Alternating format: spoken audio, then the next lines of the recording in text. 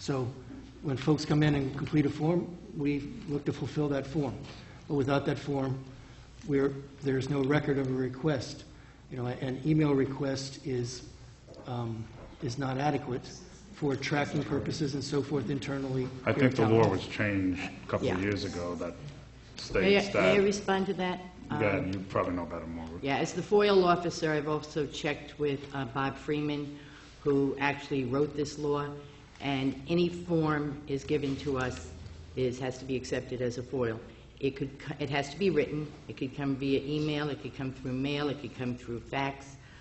We have accepted them in the past, and you too, Michael, have accepted some and forwarded some email FOILs. You forwarded them to me to respond, which I have. So some were written via the form, such as Ms. Eckhart, and some were emails, such as Mr. Johnson and Mr. Azzaretti. It was also on the proper form. I did, on April 27th, send you a copy of the letters I got to Mr. Azzaretti, Mr. Johnson, and Ms. Eckhart. I also copied you their FOILs again. Some of these are going on from last November. I put it in your box. I know you received it. So they have asked for an appeal hearing on their FOIL request. Usually the appeal hearing is the town board. So you would have to set up a date for the hearing. Okay, then we need a date for the appeal, presumably the next voting session on or about June 23.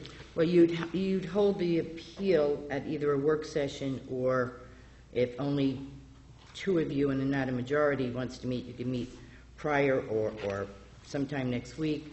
But usually the appeal is the 5-town board. It can be at a work session, but it really should not be at a televised regular voting meeting. Why? It's a separate meeting. Because it's a separate meeting where you're going to sit at a table and discuss this. Well, Ruth, with all due respect, in the last few years, we've heard you repeatedly assert that there's no need for the town clerk to be present at the work sessions because there's no business to be conducted. Correct. Correct. And that is correct. I'm glad you finally admitted it. I am talking about an appeals hearing with the town board. I'm suggesting that you either have it as part of a work session or you have it, of course, as an open meeting because you can't meet 5 of you without advertising, but I suggest that 5 of you meet. It could be 5 o'clock at night. We'll advertise. Public can come if they want to come. They don't have to come. I'm sure the people who have said, excuse me, Dwayne? The people who have asked for the appeal, I'm sure they'll be there and probably make themselves available if it's within their... And I think it's important that you all know that really what we're speaking about is a FOIL request is a request pursuant to the Freedom of Information Law, where you citizens are allowed to, and in fact, it's a great thing, request documents from the board. It's something that is very important to people, that they acquire information that's helpful to their determinations and decision-making. And in this particular case, really why the FOIL requests have not been complied with is what the issue is. And it's an issue I just simply don't know why they haven't been complied with. But you can assert certain privileges, and you can assert certain reasons for not complying, but they're very limited. And they're limited because you as citizens have the right to know what happens with your government. And that's it. That's what's important. So I, for one, would like to see the hearing scheduled for June 16th. It gives us all enough time to, including the individuals who have denied the FOIL request or have not complied, pardon me, who have not complied at this time. The denial could almost be by the fact that it hasn't been complied with, but I think that it should be placed on the June 16th work session, and that would then be, it's a work session, June 16th. Okay, could I have a motion? Well, I don't know. Are we still having a discussion? If we're Do you still want to having a set it- discussion. Why don't you make the motion? Sure. You want to set it not to interfere with the work session started at 7, Correct. and then you could change your meetings to 7 o'clock if that's agreeable with the board. Excuse me, Ruth. Yes. Councilwoman Hudak. So I would think that Why at don't this you point... make a motion? Yeah, I We set it for that understand the day. procedure, Supervisor.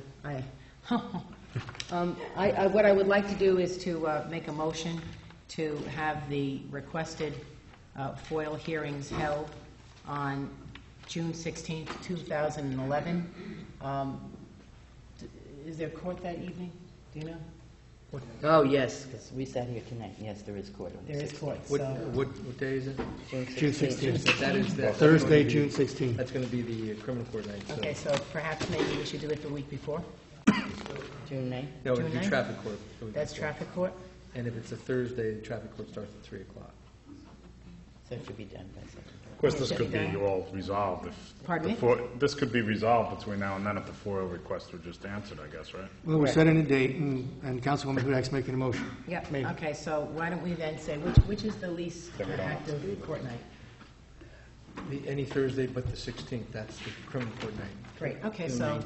I would make a motion then that the meeting and the appeals and our consideration of the rejection of FOIL requests be held on June 9th, 2011, and let's hold it at 7 Okay, o'clock? okay, Liz. 7 o'clock? As noted, 7 second. o'clock. Second. 7 All in o'clock. favor? Aye. Motion Okay. carries unanimously. Okay, and just want you to, I'm going to go Item back. 18. Excuse me, Michael. I have to go back and change the meeting that you set for 7:30, make it 7 o'clock. I just want to make sure that's all right with So everybody. moved. Is there a second? I'll second it. All in favor? Aye. Okay, let's move on. Motion carries unanimously. I think there's a member of the public that would like to speak, who's been standing there very patiently. Well, under Robert's Rules of Order, technically we should move on, but go ahead, sir. Thank you, Supervisor. No, I just want to make a small comment that because one of these foils involved mine. And so far, I've only been coming to these meetings for a year. And so far, I've done the FOIL procedure with 3 agencies, the town of Southeast, the county, and the state.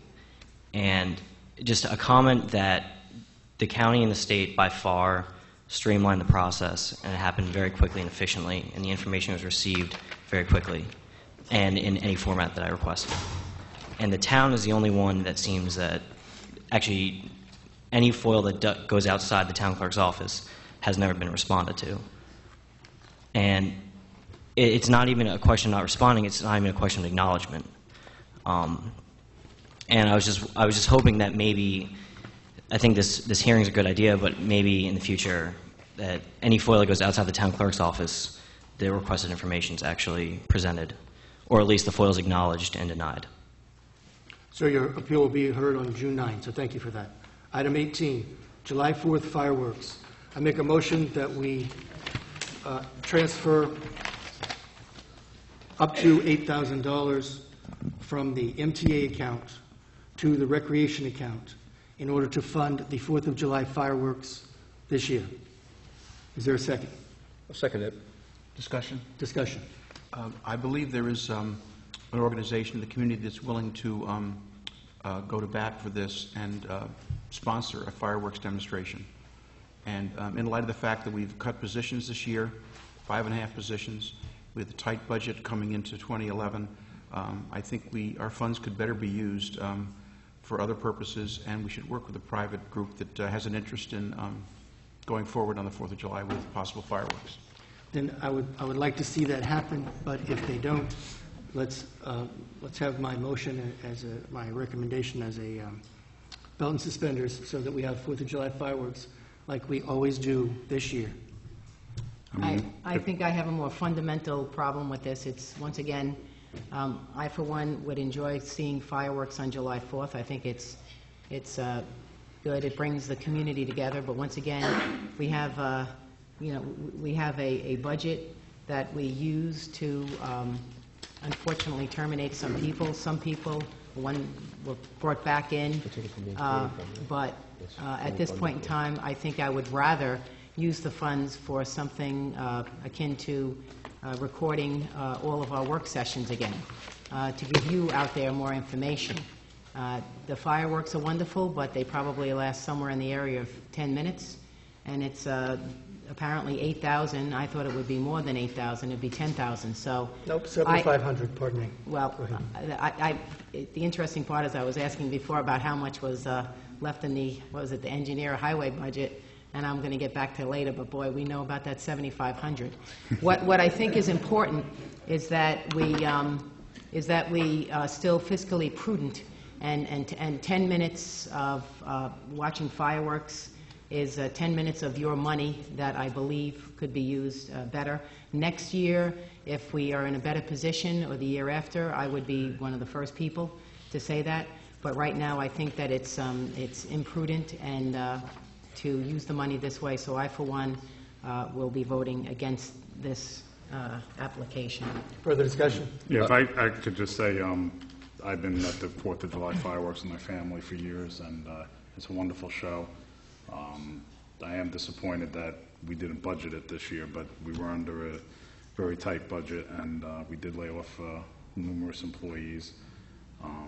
I just don't feel comfortable going forward with it this year, and hopefully, as Liz said, next year, if things go better with the budget, then I'll definitely support restoring the fireworks, and hopefully, maybe we can get private funding for this year. That'd be great if that comes to fruition. Right.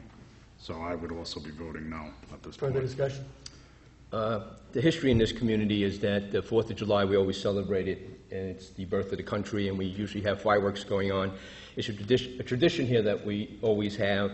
You always watch the kids' faces when the fireworks go off, and it's part of the, as Mr. Gross had mentioned, the demonstration.